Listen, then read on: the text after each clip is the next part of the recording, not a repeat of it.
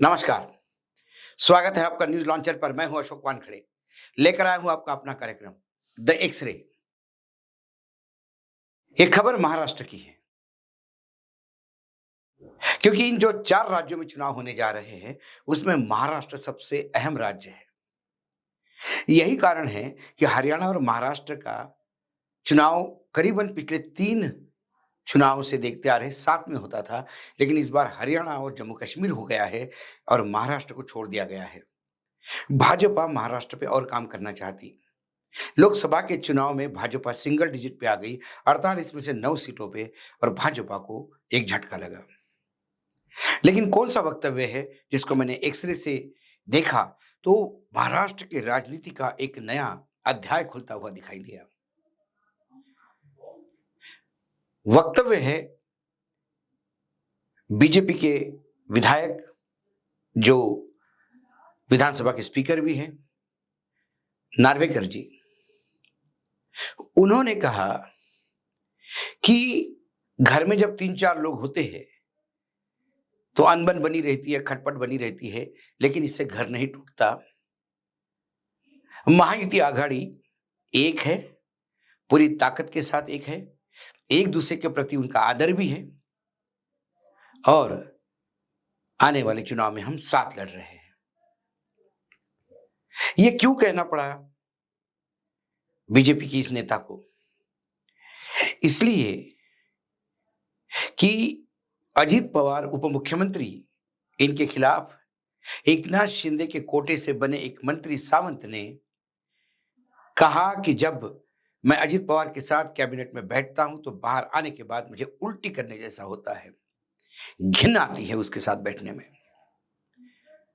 उस पर लीपापोती हो ही रही थी, इतने में गुलाबराव पाटिल, ये दूसरे मराठवाड़ा के नेता है जो एकनाथ शिंदे के साथ है, जल मंत्री है, उन्होंने कल जलगांव में बात करते हुए कहा एक सम्मान समारोह में कि सबसे नालायक डिपार्टमेंट यदि कोई है तो अर्थ मंत्रालय है।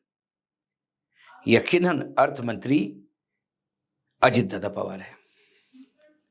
अजित दादा को टारगेट लगातार ये लोग कर रहे हैं। महाराष्ट्र में महायुति आघाड़ी में क्या हो रहा है, ये महायुति आघाड़ी को ही समझ नहीं आ रहा है। BJP versus Shinde, Shinde versus दादा, दादा वर्सेस बीजेपी, बीजेपी वर्सेस दादा, ऐसे कई झगड़े आपस में चल रहे हैं। लेकिन दादा महायुति में सबसे ज्यादा टारगेट पे है। दादा इस बात को समझ में आ गया, लेकिन करेंगे क्या? क्योंकि अजित दादा पवार ना पीछे जा सकते अपने पार्टी में, क्योंकि दरवाजे बंद है। कांग्रेस में नहीं आ सकते, शिवसेना में नहीं जा सकते, क्योंकि उनका एक अपना वजूद है। बीजेपी में नहीं जा सकते, क्योंकि बीजेपी उनको लेना नहीं चाहती। संघ से लेकर तमाम लोग कहते कि इनको इनको निकालो यहां से, इनके वजह से तकलीफ हो रही है, इनके भ्रष्टाचारी नेचर की वजह से और आरोपों की वजह से पार्टी भ्रष्टाचार की लड़ाई नहीं लड़ पा रही। अजित पवार के पास एक ऑप्शन है, या तो महायुति में अपमानित हो होकर रहे, जो मिलता है ले, और इस विधानसभा चुनाव में यदि वो विधायक चुनाव जीत के नहीं आते हैं उनके, तो फिर उन्हें राजनीतिक संन्यास लेना पड़ेगा, या फिर इस महायुति से अपनी इज्जत बचा के बाहर निकलते हैं, तो फिर राज ठाकरे और प्रकाश आंबेडकर के साथ यदि मिलते भी हैं, तो क्योंकि वो दोनों भी तलाश रहे हैं कोई तीसरा समदुखी, क्योंकि किसी के पास मतदाता नहीं। लेकिन महाराष्ट्र की राजनीति में एक नए एंगल से मैं देख रहा हूं इस बात को। जब नार्वेकर कहते सब ठीक चल रहा है हमारा, थोड़ी अनबन होती रहती है, लेकिन इसमें एक तीसरा एंगल भी है। इस त्रिकोण को एक और कोण है, वह शरद पवार। महाराष्ट्र में आज से कुछ दिन पहले, करीब करीब 1 महीना पहले, शरद पवार और एकनाथ शिंदे की मुलाकात हुई। अक्सर ये बोला जाता है कि मुख्यमंत्री से वो मिले तो कुछ प्रदेश के बारे में चर्चा हुई, लेकिन शरद पवार यदि किसी से मिलते हैं और उसमें राजनीति ना हो, ऐसा हो ही नहीं सकता। उसके बाद क्या हुआ? उसी के बाद एकनाथ शिंदे के लोग एक का एक अजित पवार पे आक्रामक हुए। अजित पवार को कॉर्नर कर दिया। तो इन दोनों में क्या खिचड़ी पकी होगी? जो सामने दिखाई देता है एक सिरे से वो बहुत बड़ी चीज सामने आती है। एकनाथ शिंदे, शरद पवार और मनोज जरांगे पाटिल जो मराठा आरक्षण आंदोलन के सेनानी हैं, इन तीनों के बीच में एक ट्रायंगल बनता है। तीनों मराठा नेता हैं। यदि आप देखें तो शरद पवार अजित पवार के खिलाफ प्रखर हो सकते हैं, कभी-कभी मोदी के खिलाफ डायलॉग मारते हैं, लेकिन एकनाथ शिंदे के खिलाफ एक शब्द भी नहीं बोलते। एकनाथ शिंदे के लोग अजित पवार के खिलाफ आक्रामक हैं। वो कहते हैं कि सीधा हमारा जो नेता है एकनाथ शिंदे, इनकी सीधे अमित शाह से बातचीत हो रही है। इसलिए बीजेपी के लोकल लेवल के नेताओं को भी हम नहीं मानते। लेकिन वो शरद पवार पे एक शब्द नहीं बोलते। जरांगे पाटिल सिर्फ देवेंद्र फडणवीस पे बोलते हैं। जरांगे पाटिल का एक ही वन पॉइंट प्रोग्राम है, सुबह से शाम तक देवेंद्र फडणवीस को विलन साबित करना। और देवेंद्र फडणवीस ने जो किया है उसी का वो जो बोया है वही काट रहे हैं। तो एकनाथ शिंदे के हाथ से अजित पवार निपटाए जा रहे हैं, जरांगे पाटिल के हाथ से देवेंद्र फडणवीस निपटाए जा रहे हैं। और इसमें विन विन सिचुएशन जो है वो महाराष्ट्र के चाणक्य जिसको मैं कहता हूं वो शरद पवार के हैं। शरद पवार ने हमेशा ऐसी ही राजनीति की है। शरद पवार का राजनीति में कोई दुश्मन नहीं, सभी दोस्त है। लेकिन उनके साथ कौन है? वो उनके अपने दोस्त है। जो उनके विरोध में है वो विरोध वाले दोस्त है। शरद पवार का पास एक ही दुश्मन अभी दिखाई देता है महाराष्ट्र में, वो अजित पवार। अजित पवार का राजनीतिक तरीके से बाहर जाना आना ये बड़ी बात नहीं थी, लेकिन इस बार सुप्रिया सुळे के खिलाफ अपने पत्नी को उतारकर जिस बिलो द बेल्ट की राजनीति हुई है, जिस हिसाब से व्यक्तिगत शरद पवार को टारगेट किया गया है, इससे शरद पवार बहुत आहत है। शरद पवार ये भी देख रहे हैं कि अजित पवार उनके कुछ खास लोगों को तोड़ के लेके गए। हसन मुशर्रफ, अजित शरद पवार की पार्टी का जन्म कोल्हापुर में हुआ। उन्हें कोल्हापुर के तमाम एनसीपी नेताओं से झगड़ा मोल लेकर हसन मुशर्रफ को हमेशा प्रोटेक्ट किया। वो उनके बहुत दिल के नजदीकी थी, वो छोड़ के चले गए। छगन भुजबल, जिनको उन्होंने शिवसेना से तोड़ा था, कांग्रेस में लाया, कांग्रेस से अलग हो गए तो अपने साथ लाया, उप मुख्यमंत्री बनाया, वो छगन भुजबल चले गए। तो शरद पवार इलाज करवा रहे हैं अजित पवार का शिंदे के थ्रू, और खुद इलाज करेंगे ये जो अपने सगे थे जो धोखा देके गए। इसमें हसन मुशर्रफ के खिलाफ उन्होंने गाड़गे को खड़ा कर दिया। ऐसा ही एक बीजेपी का नेता अब येवला में भी, नासिक में जहां छगन भुजबल है, वहां लड़ने जा रहा है। और देवेंद्र फडणवीस अलग थलग पड़े हैं राजनीति में।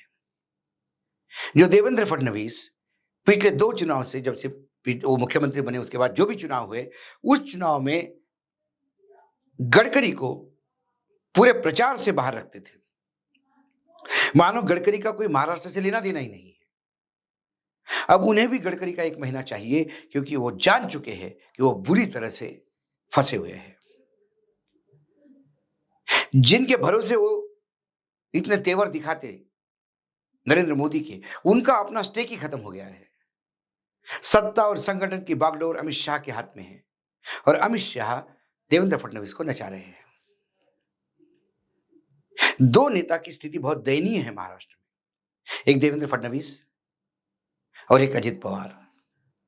अजित दादा पवार का एक वलय है, उनकी एक पर्सनैलिटी थी, उनका एक ब्रांड था जब वो शरद पवार के साथ थे। जो अरोगेंस के साथ उन्होंने काम किया, जिस दादागिरी के साथ उन्होंने काम किया, सही मायने में अजित दादा ये उनको नाम शोभा देता था। वो आज लिटरली रास्ते पे हैं। दूसरी तरफ देवेंद्र फडणवीस, जो जिसका मतलब भाजपा था महाराष्ट्र में, जो डंके की चोट पे कहते थे कि मीच येणार, मैं ही आऊंगा, मैं ही आऊंगा, लेकिन नहीं आ पाए। शरद जी ने ब्रेक लगा दिया। बाकी बचा हुआ काम अमित शाह जी ने किया। 2.5 साल भी आए तो लंगड़ते लंगड़ते आए, आधे अधूरे मन से, क्योंकि उप मुख्यमंत्री पद पे आए। एक मुख्यमंत्री को उप मुख्यमंत्री बना के भेजना, यह भी एक अपमान करने का तरीका था। उसके बाद जितना एस्टेब्लिश्ड नेताओं को घर बिठाया गया, जिन्होंने महाराष्ट्र में बीजेपी को खड़ा किया, उन तमाम लोगों को घर बिठाने वाला का काम देवेंद्र फडणवीस ने किया। दिल्ली के कहने पे किया कि खुद के विवेक से किया, ये दोनों ही, ये सिर्फ देवेंद्र जानते हैं। उससे पार्टी में एक बहुत बड़ा विरोध है उनके साथ।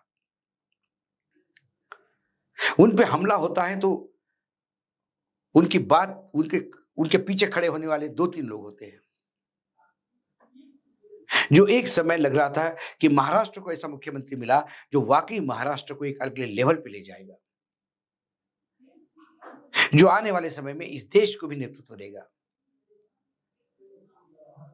उसका खच्चीकरण वही हुआ महाराष्ट्र में, जिसमें सबसे ज्यादा गलती देवेंद्र फडणवीस की अपनी है। तो ये जो 3 मराठों का एंगल है, ये आने वाले समय में क्या गुल खिलाएगा? क्या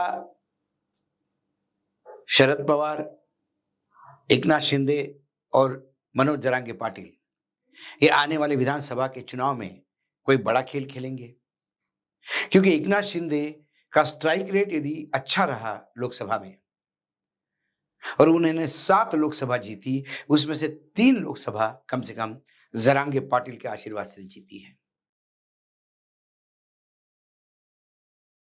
कई लोग ये भी कहते हैं कि जरांगे पाटिल के आंदोलन के पीछे इन्हीं लोगों का हाथ है।